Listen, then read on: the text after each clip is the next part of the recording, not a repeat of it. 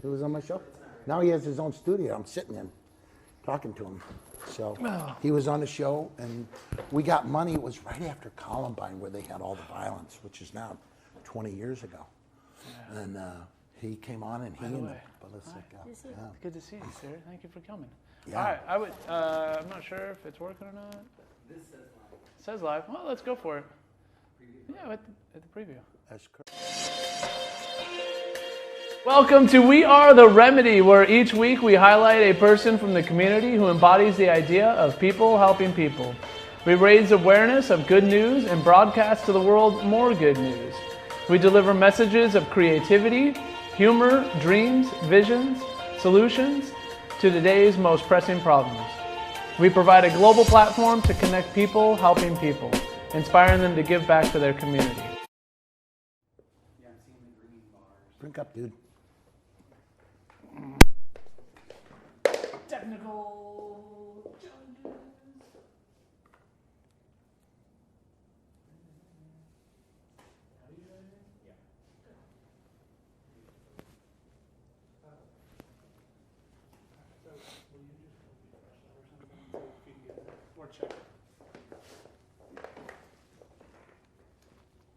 Well, that's always part of the fun of live streaming, you know, you're always waiting for technology. So hello and welcome to We Are the Remedy, and my name is Trevor Henley, and I'm the founder and inspirational activist for Desire to Inspire Studios. We have with us again Michael Pritchard, the most funniest guy you'll ever meet, especially if you let him just go off the cuff. And today with us, I know Michael and I are both really excited. Yes. We have with us Zachary, and Great it's Teens Disrupting Hate. Right. And I just got connected to Zachary and saw him do his first assembly at a school, and it was fantastic. It was, I think, 45 minutes. You had all the kids totally captivated. 45 minutes? Right? Dude. I don't think I can do a 45-minute presentation. I don't think I can anymore. I'm getting old. And it was so well scripted, and it was so engaging. So why don't you tell us, and the whole reason you're here is because you embody the idea of people helping people. Helping people, right. So why don't you tell us a little bit about how that came about, that program, and how, just give us, go. Well, so what I'm trying to do is Teens Disrupting Hate is a movement about empowering teens to stand up to bullying and discrimination and bias in their communities, and they get to know, or they get to prevent hate and stop it by getting to know one another, and that's really just it, getting to know each other and recognizing that our differences make us special and unique, and that it's celebrating, so we're stronger when we connect. Why do you think that's true, Zach? And it is true. We are stronger when we connect, but why do you know that that's true? And you do know it. Yeah. Well, when we connect and when we're friends with someone, you can't really, you joke around with your friends and stuff, but you're not like super mean to them. Yeah. And getting to know each other is just being nice to each other, just being friendly, even just saying hi in the halls, or just waving, giving someone even just like a candy bar on Anything, right? Yeah. Anything to increase that connection. And what does it make us? It makes us safer when we're more connected and understanding, not overstanding. I had a kid. I tell this story all the time, Zach. I said to the kids, don't overstand, understand. And the kid goes, yeah, but Mr. Pritchard, don't you think we need understanding too? And I went, whoa, understanding, right? Why do you think it's important to have that understanding as well? Because that's what you have. You have that. You understand that this is, you pushed what you know true in your intuitive heart, in your empathic soul, to be the truth, and now you're trying to help others. Why is that important to do for every kid in America? Well, because if we get to know each other and we get to be friends with one another, then we can't hurt each other. We can't be mean. We can't just, if we're all friends and we're all just nice to each other at all times, then there would be no more bullying, there would be no more discrimination, there would be no more hate in general. We build community unity. And we need each other because there's going to be fires, there's going to be floods, there's going to be hurricanes and tsunamis, things we're going to need each other, correct? Why is it so important for us and you know, to teach younger kids this stuff? Because when I first met handsome young guy. He was doing the same thing for his classmates at San Rafael High. He was inspiring and leading them way back, 20 years ago, right after Columbine. And I learned from him, and now he owns this beautiful studio that we're in. What do you think guides the person to do that? What did it for you? What made you? What awakening happened in you? Well, I was a bullying victim when I was younger. I was bullied because of, there's many different things someone can be bullied for. What kind of stuff were they doing, Zach? Well, I'm mostly chastised for my height because I'm not super tall, and some people just think that oh, he's not good at basketball because he's small, or he or whatever it is. But what does that do to a kid's heart? Not just yours. It crushes it. It just totally annihilates their dreams at some points, because if that happens to someone, then they might just stop doing something they love entirely. Yep. Anything. Yeah. Standing on your heart today, Zach. You're taller than just about everybody around here. Standing on your heart. You inspire me, and I know Trevor as well. What was the journey after that pain? How do you go from that pain? There's a great line by Aeschylus. He's a Greek teacher. He said, "With every drop of pain on the human heart, wisdom grows." What brought you to the wisdom that you needed to know that it wasn't enough to have this happen to you, and you weren't just going to be a victim, but you were going to be a prevailer and an overcomer and teach others? Because here's my vision for you. At some point, you'll be teaching at a university level. Make sense? Yeah. I do too. I think Or that you could teach at a university level, being in middle school, based on the yeah, information you're sharing. just on what you're saying Yeah. right now, the wisdom. So how do we get other kids to recognize it's important to go inward to the answer?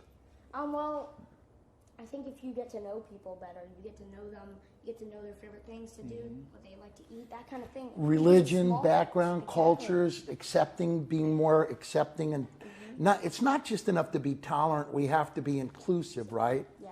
Why is it important to be inclusive and notice another person? Do you have a friend who's completely different, and you could tell us about what you've learned from them being completely different and including them in your life? Yeah, I mean, they're really funny. They just mess around a ton. Yeah. But they always are really just nice on the inside, and can be super, super really nice at points. And I've learned a lot because they just go above and beyond to make you smile and make you laugh, or just have a good time. Wow. Really, yeah. When you have that kind of person in your life, what does it do for your level of wisdom that it's important to be more accepting and for your future when you're off in college? Because I picture you in high school and college as always being a leader because of the wisdom you've ascertained. Yeah. No. Thank you, Zach. Thank you for being the kind of kid you are. Thank you for having the parents you have to encourage you to be that. Because there are certain limitations that people have, I was so big when I was a kid, when I fell over, I was halfway home. I'm kidding. But it doesn't make any difference if we see each other's hearts, right? Right. Yeah. One of the things in the videos that I watched at the assembly, it was bullying around everything. Right. Religion, basketball. Tell me some of the differences in why people were bullied, and then how, once they put it out there, how that connected them. Well, I think it just comes with being yourself and doing what you love. Wow. And some people, they like to play basketball. They like to play a different sport. They like to, do whatever. And, it's just doing what you love and being with the people that you admire and support and you just want to be around. I think that helps you a lot to be who you are. It's a kind of a spiritual sense, Yeah. would you say? Yeah. Because you have compassion, you have connection.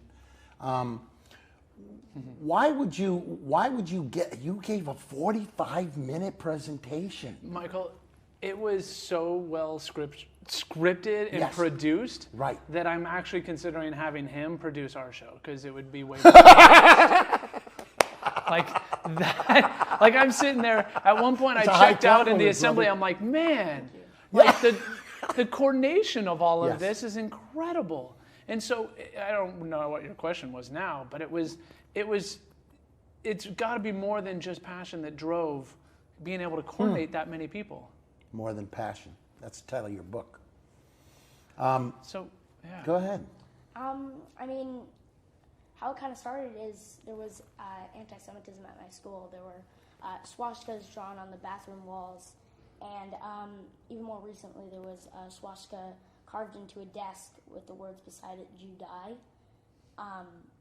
And you know, I'm Jewish, so that's kind of a threat, and it felt like a threat on my family and everything I stand for. And that's kind of how it started. I reached out to the ADL for them for their support, And real quick, what's the ADL? the ADL is the Anti-Defamation League. They're great people. Formed after the Holocaust to Combat anti-Semitism and confront, intervene, confront, and enlighten, right? Mm-hmm.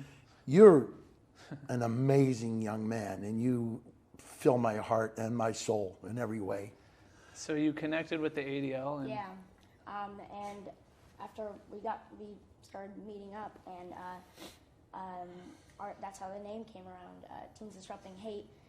Disrupting hate was floating around the conversation a bunch, and it just kind of stuck. So we stuck with Teens Disrupting Hate.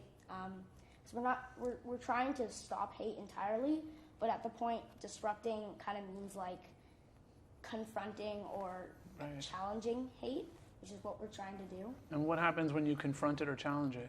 It kind of gets scared. It's scared Yes, off. yes, Back off. yes, Right. yes. Because,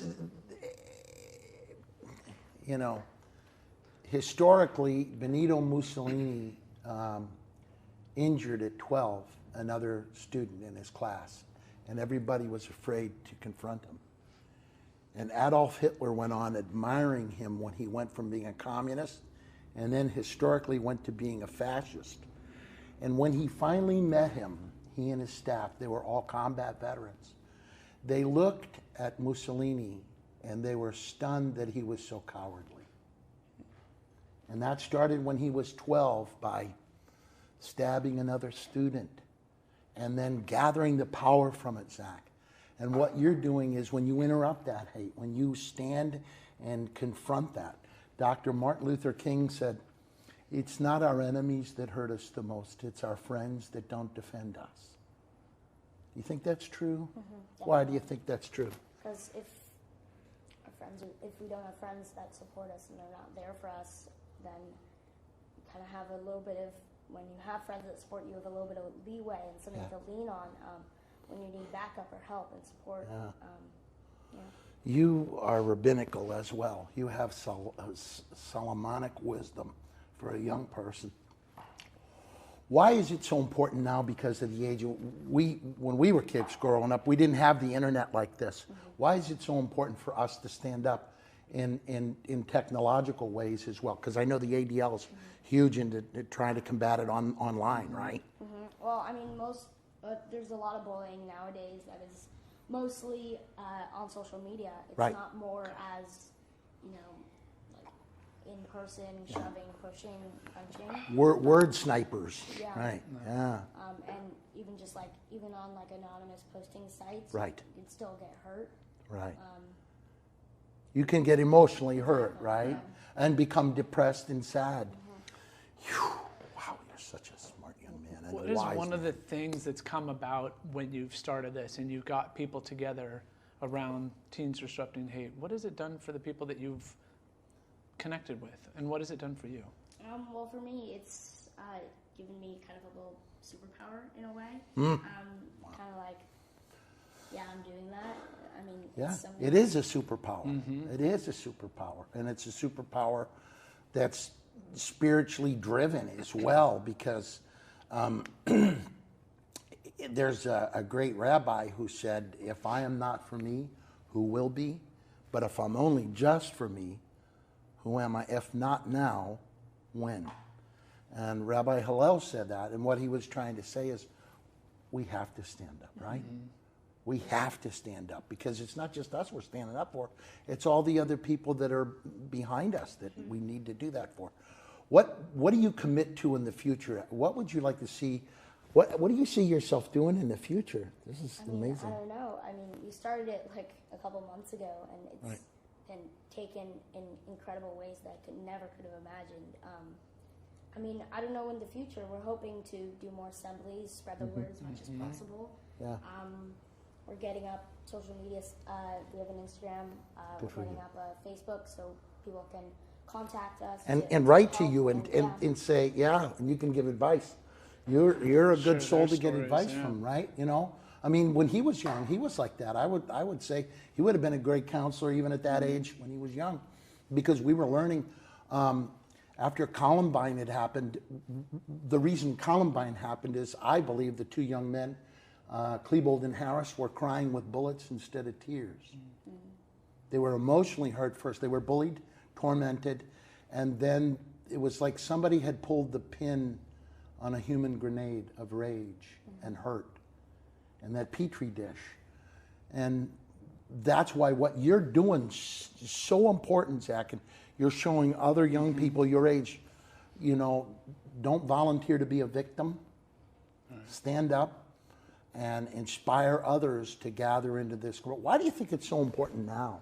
Why do you think? I mean, just thinking about what's going on now. Yeah, I mean, to stand up for someone, if someone's being bullied, standing up for someone just would mean the world to them, honestly. And just for someone to be supported like that, for someone they know, someone they're close with, or someone maybe they don't even know well, it's just, it kind of means the world to them. And I mean, I've been stood up for by people I didn't know, and I felt really... What did that do for your heart? It made me feel like I was on top of the world, pretty much. Yes. Yeah. Well, I think we all know that one, and that's great. And you're an astounding person because, you know, I mean, I'm not just saying that. I mean, you're connected to the great truths. So when I was working with kindergartners, they made me laugh. One of them goes, what? It was very funny. I go, what did you learn today by what I said? Because I said, operate on your heart. He goes, don't let their bad day be your bad day, or your bad day be their bad day. Don't play angry tag with people. I was like, wow. We do play angry tag in middle school and elementary school, don't we? If we're hurt, we might hurt others, right? And that becomes a virus then at times, right? How do we stop that? How do we become the medicine for a better world in your vision? So we need to get to know each other. We need to make connections and talk with one another. And just by forging connections with one another, there's less pain, less hurt. And I feel like that's the way that we can solve it. And when you see the lonely kid who's self-isolating and they're all alone and no friends, what's important for us to do? To hang out with them, to invite them, to include them, and to make them feel like they have a group of people they can hang out with. And I think that's the most important thing. Reach out to other people who are... the number one thing, here's the thing.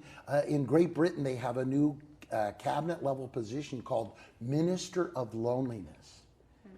And it's a person in the cabinet that Theresa May appointed to go out and deal with loneliness, because there's so much isolation and loneliness, and people are on sometimes the web and have no human eye contact and connection.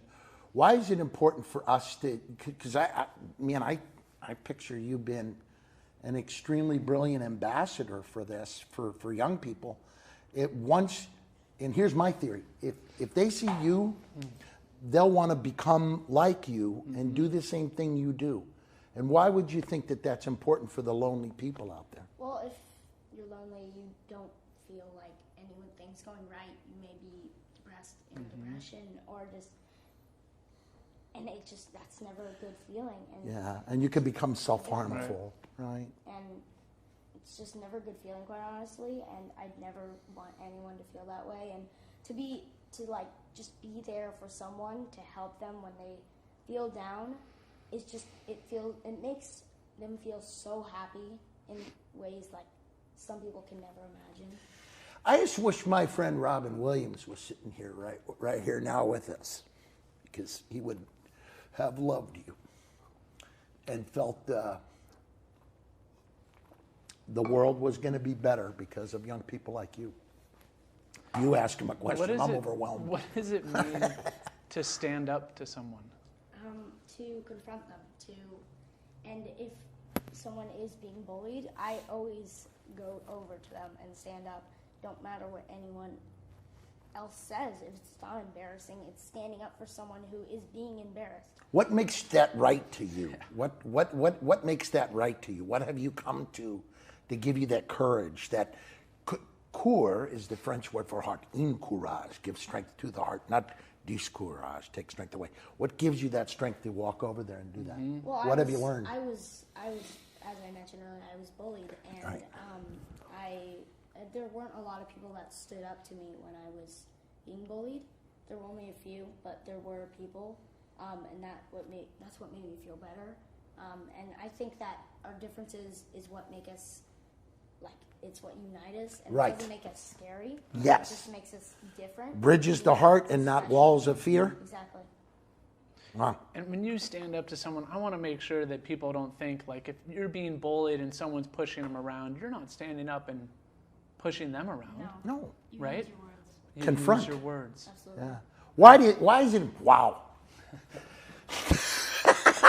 We gotta take him to, can we take him to the State Department? Do you think we could maybe have a little forum at the State Department? Why is it important to use I always tell young people, use your words as shields and not as swords. Mm-hmm. What do you think that means? It's to not attack with your words and to defend yourself and to back people up, to stand up for them, to just help them in time of need. Right. Yeah. The best ship to sail on is friendship, Mm-hmm. right? What do you say to your family when you come home? Why is it important to share with them the sorrows and pains of being teased or bullied? Why is it so important to just make sure other people know that this is happening to you and not hold it inside and lock it down? Because if it's held inside for too long, it can burst out of you in anger, and if you just let it out and tell someone, then you're like sharing the pain and they help you with it.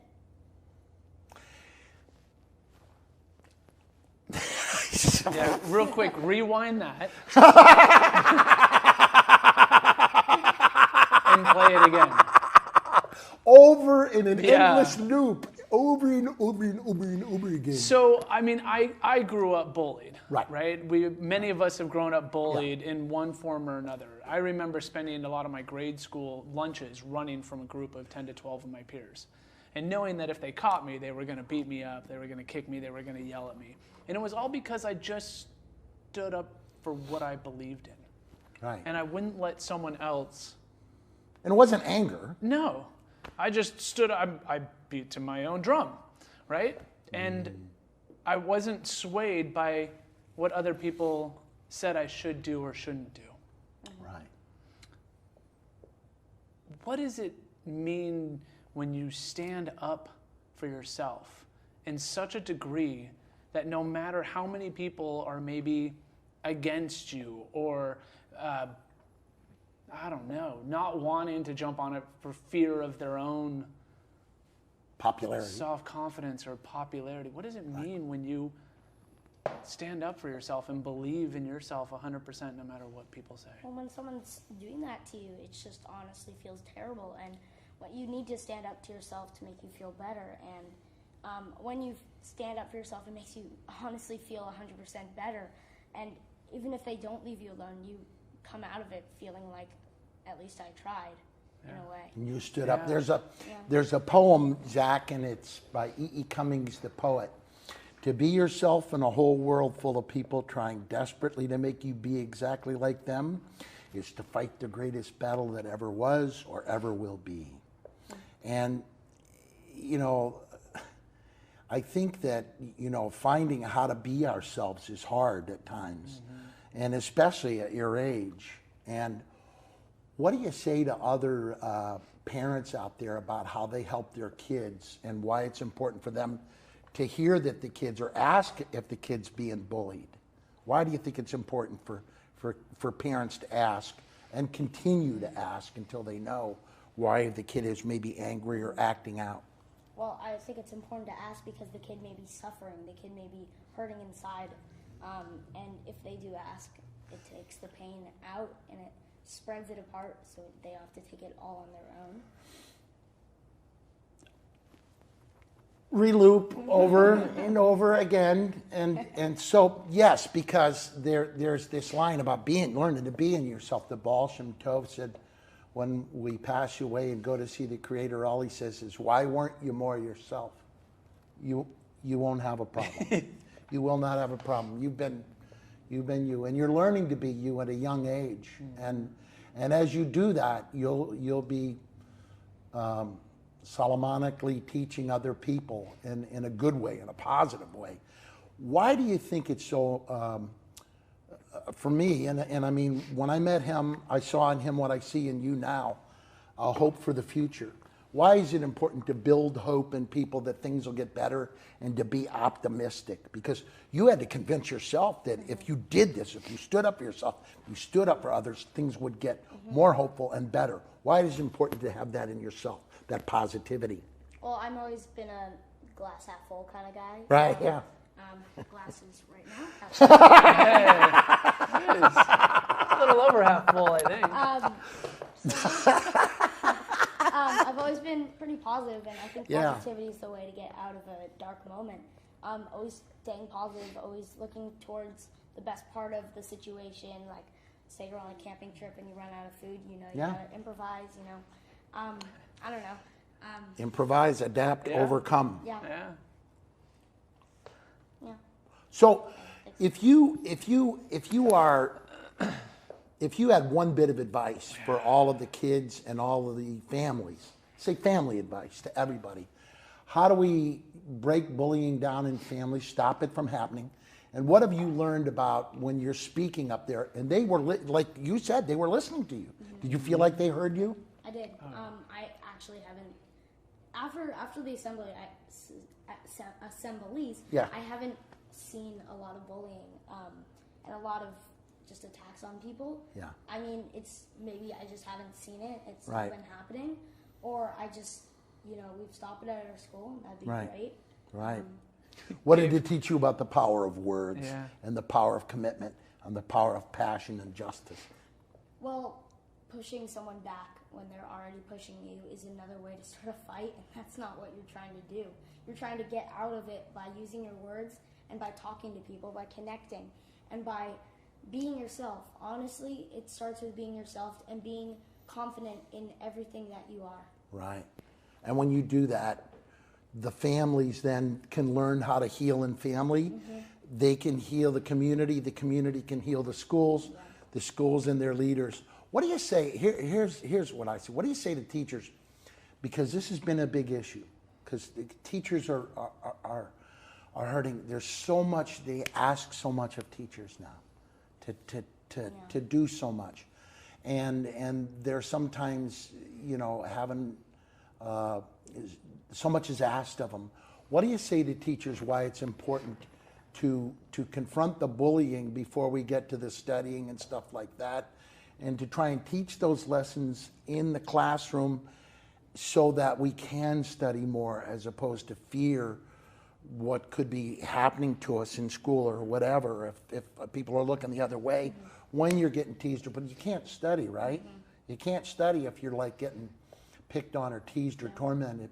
What do you say to teachers, Zach? You're a brilliant young man. Look into that camera and tell all the teachers in America. So I think it just starts with getting to know your students in some way, getting to know them. If you know their background, their ethnicity, and everything about them, you can connect more with them. You can pretty much be a friend to go to, be a person that they can connect to. And I think it just starts with that. And I mean, teachers are always super busy. I don't see a lot of teachers at my school. I don't see them interfering with bullying a lot because there hasn't been a lot of bullying in general, which is good, which is super great. But at other schools, I think teachers should get a little bit more involved in these issues because they really are happening. It's not just a fantasy. Right. when we do that, when we help them understand that it's important to address that issue, don't you think that the school test scores and everything would go up? I definitely agree. Why do you think that would be? Because smart? self-esteem of students would go up if their teachers were standing up for them and teachers were backing them up and there for them. Their self-esteem and their confidence would skyrocket pretty much. So if you had one bit of advice for the leaders of our country, because a lot of times lately, and I'm not trying to get into politics, not at all. I don't do that. But if you had advice to how they treat each other and talk to each other, what would be the one thing you'd say to our leaders in government and in American politics and corporate America and military leaders? How should we learn to treat each other? What have you learned? I mean, I think everyone should just be besties, and in that way, everyone should just get along, agree. I mean, you don't have to agree with everything, but I think you should agree with the most important things when it comes to, I don't want to get into politics either, but, Great. But just getting to know one another, like I've said multiple times, just connecting and getting to know each other. Like if all the governors and all the, people working for our country were just getting to know each other and forging more connections, I think it'd be a much safer country. And a much safer world. Exactly. So I know that when I dream of a future, you're one of its leaders. And I also know that you're a brilliantly well-raised young man and that you have a gift, not just in your eloquence, but in your wisdom. And I'm honored to be in your presence. I'm not just saying that as a 70-year-old man.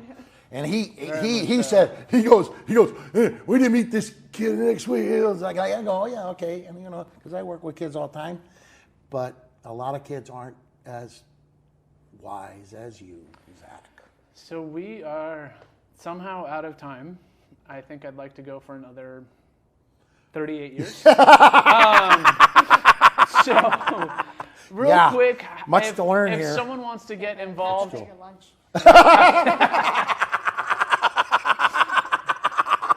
if someone would like to bring us a bigger lunch, we would greatly appreciate that. If someone wants to get involved with Teens Disrupting Hate, how can they do it?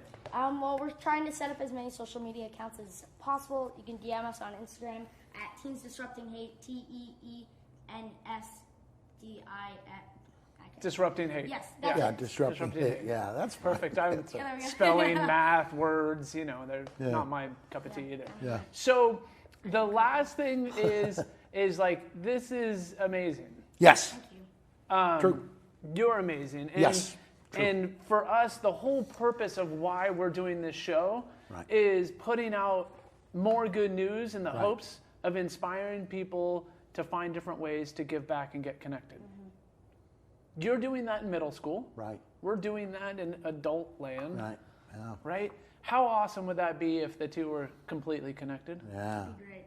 Honestly, that'd be great. Attitude of gratitude in this latitude. Unwind, find kind, remind. So connect, smile. I think the common theme is share a story. Sure. Yeah. Whether you're being hurt or whether you're celebrating, share the story with someone and become the remedy for this world. Yeah. Thank you very much, Zach. Yeah, Zach, This was thank you. incredible. You're an awesome Michael, guy. Always. Love you, my brother. It was awesome. Join us This next is week a at great We call. Are the Remedy, and rewatch this until you can recite it word for word, because this was incredible today. Happy Memorial Weekend to everyone out there who Yeah. who brought light and freedom and love and connection and protection, and to all those from World War II. Stephen Ambrose said, "We sent our best; they did their best, and the world was saved from evil." And to all of our sisters and brothers in anti-defamation, thank you. Yeah. Thank you for him. Thank you for his light. We're grateful. Have a good day.